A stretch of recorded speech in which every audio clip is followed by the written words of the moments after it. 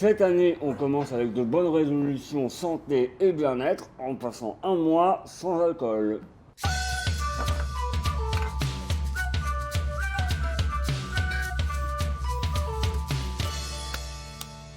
J'ai eu l'idée du dry January quand ma femme elle m'a imposé un no sex December, juste parce que je rentrais bourré trop souvent les soirs de fête. Les gens consomment moins, mais bon, la marge est plus importante. À 4 € le verre de cristalline, on vend un pack, on refait l'isolation. Et l'avantage avec l'autre, c'est que les clients ils reviennent le lendemain pour consommer à nouveau, alors qu'avec l'alcool ils reviennent moins vite pour cause de gueule de bois, ou alors ils reviennent pas du tout pour cause de décès, parce qu'ils se sont plantés en bagnole.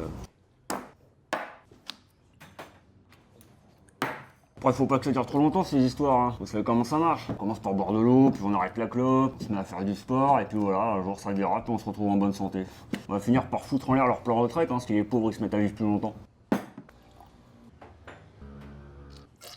C'est de l'eau. Après, les soirées sans alcool, ça change pas grand chose, hein. La dernière fois on a joué au jeu de la bouteille, j'ai embrassé Jean-Claude. Mais c'est vrai que ça fait bizarre d'embrasser un copain quand on n'est pas bourré. Et les débats politiques, l'ambiance est devenue très étrange. Quand il y en a un qui parle, on l'écoute et à la fin, on est d'accord. J'ai jamais entendu Jean-Claude parler comme ça d'immigration. Le mec est très mesuré en fait.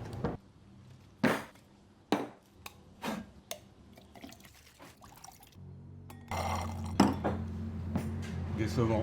En termes de commerce, j'y perds un peu. Les jeux à gratter, ça marche plus. À la place, ils jouent à un autre jeu où on gagne tout le temps.